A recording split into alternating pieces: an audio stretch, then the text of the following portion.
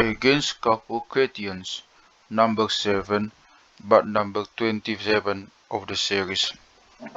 Carpocrates makes another, for he founded his own unlawful school of his falsely named opinion, and his character is the worst of all, for the sake of what is falsely termed knowledge, which called its member Gnostics, arose from all of these: Simon and Menander, Saturninus, Basilides, and Nicolaus Carpocrates himself, and further because of Valentinus.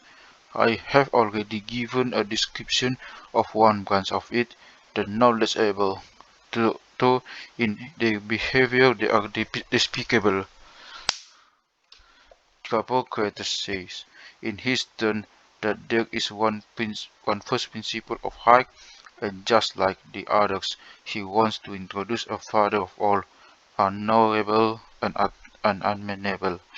But he says that the world and everything in the world has been made by the angels, who are far inferior to the unknowable Father. For he says that they rebelled against the power on high, and therefore have made the world. And he says that Jesus our Lord was begotten of Joseph, just as all men were generated from a man's seed and a woman. He is like all men, but is different in his life, in his prudence, virtue and life of righteousness, because he received a more vigorous soul than other men's, and he remembered what did happen on high when it was on the unknowable Father's carousel.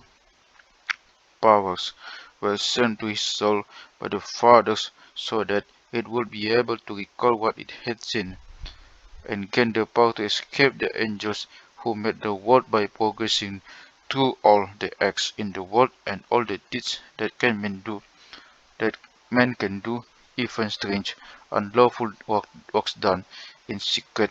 And so the same soul of Jesus, once with by all he acts, could ascend to the same unknowable Father, who had sent it to the to who had sent it the powers from above, in order that it could win to him on high by progressing through all the acts and be released. What is more, the souls like his which embrace the same experiences and as his can be freed in the same way and so aloft to the unknowable Father by performing all the acts, and similarly being quit of them all, and then released.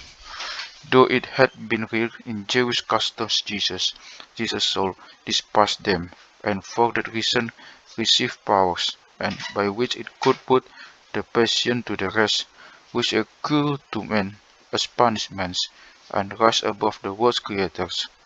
But not only Jesus' soul itself has this capacity, the souls as well that can progress through all the acts will rise above these angels who made the world. It too will so love like Jesus' soul, as I said, if it receives powers and does the same sort of thing.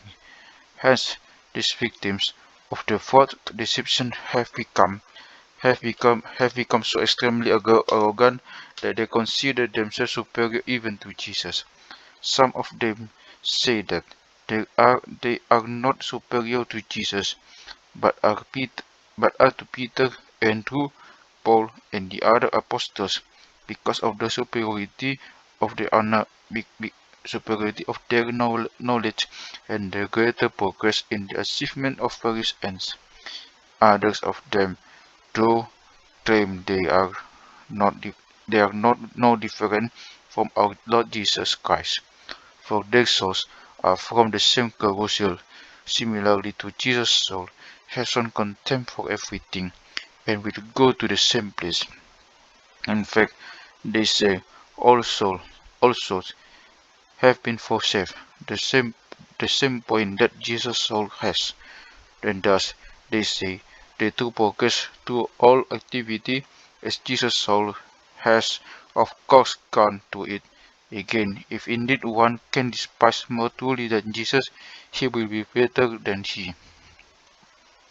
These members of this unlawful school put all sorts of horrid, pernicious deeds into practice. They have thought up magic devices and invented various incantations, love charms and spells, for every purpose. What is more, they summon familiar spirits too, in order to gain great power over everyone with the aid of much magic, so that, they say, each of them can be master of anyone he wishes, and in any activity he may venture to undertake. They deceive themselves in this way, in order, if you please, to convince their blind minds that the souls which have undertaken such things have preferred to acts of this sort, and have despised the angels who made the world, and the things that are in the world can escape the jurisdiction of these angelic fabricators.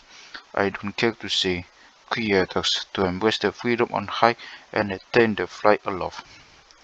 But they have been prepared by Satan and put forward as a reproach and stumbling block of God's judge, for they have adopted the name of Christian, though Satan has arranged this so that the heathen will be scandalized by them and reject the benefits of God's holy church and its real message, because of their weakness and their intolerable evil deeds, so that the heathen, observing the continual behavior of the evildoers themselves, and supposing that the members of God's holy church are of the same kind, will refuse the hearing of God's real teaching, as I said, or even, seeing certain of us behave in this profane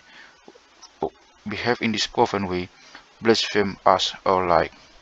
And so, wherever they see such people, most of the heathen will not come near us for conversation or an exchange of views, or to listen to sacred discourse, and will not give us a hearing, since they are frightened by the unholy deeds of the weak people. These people spend all their time in dissipation, and doing everything possible for their bodily comfort, and they never come near us, except perhaps to catch wavering souls with their wrong teaching. They resemble us only in partly giving themselves a name, in order to that name to obtain the cover for their own weakness.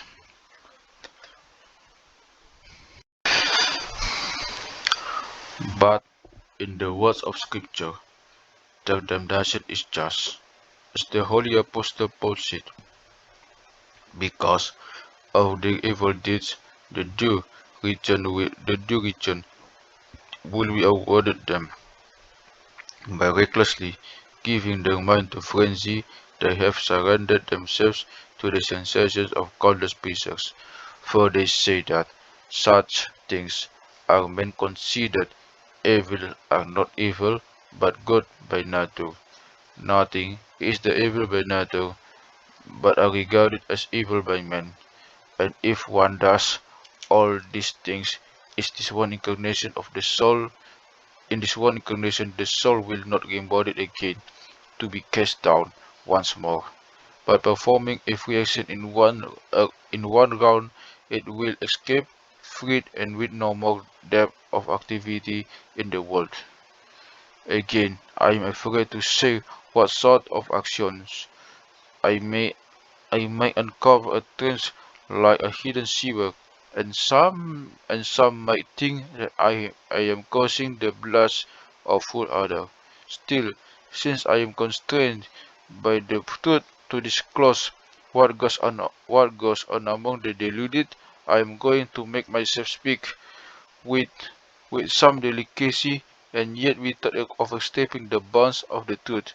The plain fact that the plain fact is that these people perform every unspeakable, unlawful thing which is not right even to say, and every kind of homosexual union and carnal intercourse with women, with every member of the body, and that they perform magic, sorcery, and idolatry, and say that this is the discharge of their obligations in the body, so that they will not be charged and they will not charge anymore or required to do anything else.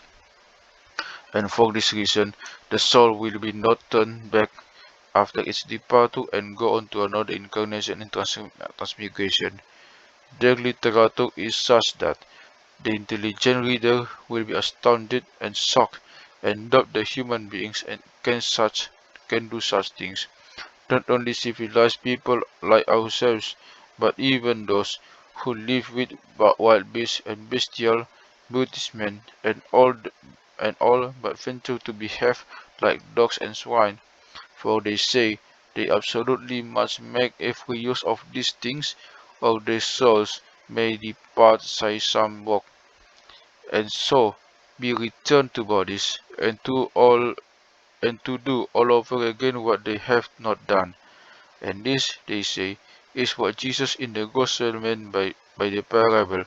Agree with thine adversary while thou art in the way with him, and do the diligence to be quit of him, lest at any time the adversary deliver thee to the judge, and the judge deliver thee to the officer, and the officer cast thee into prison. Verily I say unto thee, unto those shalt no means come out thence till thou hast paid the uttermost farthing.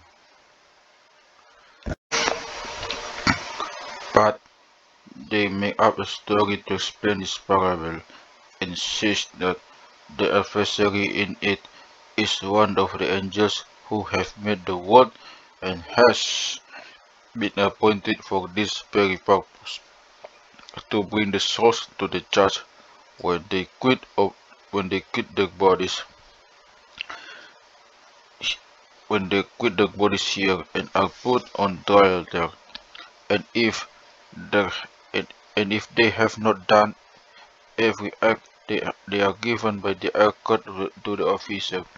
The officer is an angel whose service to the judge who made the world is to bring the souls back and bottle them up in different bodies.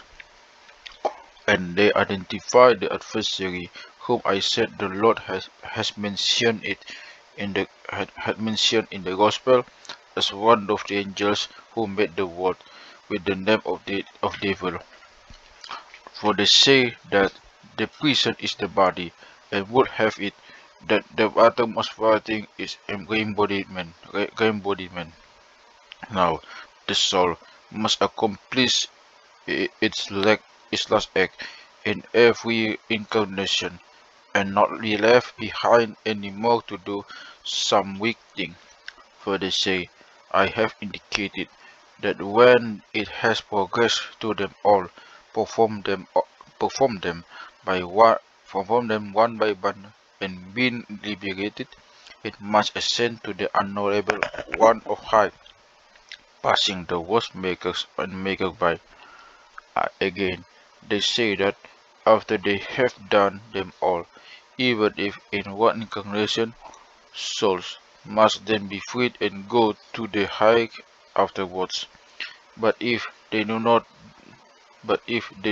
do them in one, they must they work gradually to the performance of every unlawful deed in each incarnation, and are then freed. Again, they say, we then to tell this to those who are worthy, that are that they may do the things that seem to be evil, although they are not evil by nature, so that they may learn this and be freed. And this school of Carpocatians marks the right earlobes of the persons they deceive with a burning iron, or by using a razor of needle.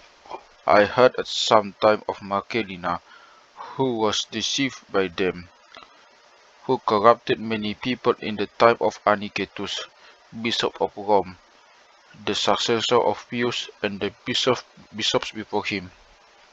For the bishops at Rome were first Peter and Paul, For the bishops at Rome were first Peter and Paul, the apostles themselves, and also bishops, then Linus, then Cletus, then Clement, a contemporary of Peter and Paul, whom Paul mentioned in the epistle to the Romans. And no one need wonder why others before him succeeded the apostles in the episcopate, even though he was contemporary with Peter and Paul. So, for he too is the apostles' contemporary. I am not quite clear as to whether he received the episcopal appointment from Peter while they were still alive, and he declined and would not exercise the office. For in one of his epistles he says, "Giving this counsel to someone, I withdraw, I depart. Let the people of God be tranquil." I have found this in certain historical works, of whether he was appointed by the Bishop Cletus after the apostles' death. But even so, others could have been made bishop while the apostles, I mean Peter and Paul, were still alive, since they often journeyed abroad for the proclamation of Christ. But Rome could not be without a pope, without a bishop. Paul even reached Spain, and Peter often visited Pontus and Bithynia. But after Clement had been appointed and declined, if this is what happened, I suspect I suspect this, but cannot say it for certain. We could have been compelled to hold the episcopate in his turn after the deaths of Renus and Cletus, who were bishops for 12 years each after the death of Saints Peter and Paul in the 12th year of Nero. In any case, the succession of the bishops at Rome runs in this order: Peter and Paul, Linus and Cletus, Clement, Evaristus, Alexander, Sistus, Telesphorus, Hyginus, Pius, and Anicetus, whom I mentioned above on the list, and no one need be surprised at my listing each of the items so exactly. Precise information is always given in this way. In Anicetus' time, then, I said, the Marcellina I have spoken of appeared at Rome, spewing forth for the corruption of Carpocatians' teaching, and corrupted and destroyed many there, and that made a beginning of the Scots Gnostics. They have image painted with colors. Some, moreover, have image made of gold, silver, and other material, which they say are portraits of Jesus and made by Pontius Pilate. That is, the portraits of the actual Jesus while he was dwelling among men. They possess images like this in secret, and of certain philosophers beside Pythagoras, Plato, Aristotle, and the rest, and they also place other portraits of Jesus with these philosophers, and after setting them up they worship them and celebrate hidden mysteries. For once they have erected these images, they go on to follow the customs of the heathen. But what are the customs of the heathen but sacrifices and the rest? They say the salvation is of the soul only, and not of bodies. And so we are bound to refute these people with all our might. No one should despise argumentation, most of all against it. But someone might say, aren't these things that are easy to spot and foolish, true and true? Yes, but even foolish things was a way of convincing the foolish and subverting the wise, if no mind trained in the truth is there. Since since Carpocrates too has fallen into the match of Simon and the rest, I am also going to refute him with the same arguments. For for if the unable power was the curse of other angels. Either there is ignorance in it, that is, in the Father of all, if he did not know what the angels he was making would do, not realizing that they would rebel and create things he did not want created, or else he made them knowing that they were going to make things, but something he did not want to he did not want God made by them, and by knowledge and consent he must be the maker of the things they have dared to make. Now if, as I said, he knew what they would make, but didn't want them to, why would he make the makers and to do what he didn't want done? But if he has made the angels himself so that they would make what they have that he wanted made, that is, he prepared the angelic makers beforehand, and he prepared them beforehand to create what forbids what they created. This would be blatant false persecution. If, however, he consented to their creating, but chooses to repossess their creation, meaning men and souls, against their wishes, this will be just plain greed and nothing else. If the man of angels made a says by the one on high against the angels' wishes, furthermore, it must be weakness, since, not being able to create for himself, he says his creatures creations. And for the rest, it's a yarn of nonsense, with the ones below able to rise above the ones in the middle, and the ones in the middle being punished for being the causes of the ones below. And the ones below, I mean the source of the ones in this creation, being brought safely past the ones in the middle to the one above, and set free, and the one above, who cannot create, must be a jebel feeble, but his creatures must be a judge powerful, since they could make the things he did not want made, or wanted to make but couldn't. But what he desires cannot be bad for him, or be produced by being which are bad. If it were bad, it should perish. But if any part of the work is preserved, the work cannot be bad, even if only is part of it is going to be preserved. Nor can its makers be bad, the ones who executed the part that is going to be preserved. And if the soul does come from angels and receives powers on from on high after being brought into being, then all the more will angels attain salvation, since the soul they produce itself, although it comes from bad beings. And it and if it is saved, then neither the soul itself, which was made by the angels, nor the angels who product the soul can be bad. But anyone in his right mind must know that this whole cheap this whole cheap piece of work is a product of insanity. But these people will be shamed again for their other words as well. For if Jesus is not the offspring of a virgin Mary, but for Joseph's seed and the same Mary, and yet Jesus is saved, that the persons whose offspring he is will also be saved.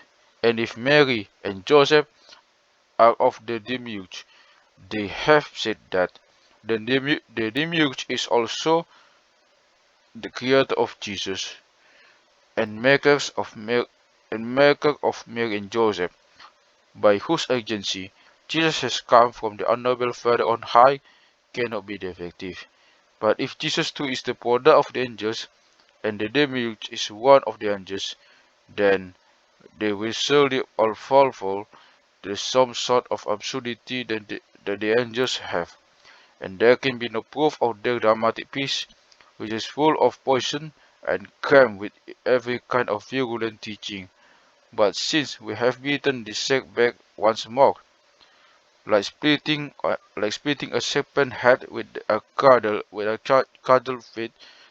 of faith in truth when it is already lying on the ground, let us approach to the other beast sects that have appeared in the world for this ruin, and because of our promise was ourselves to begin the refutation.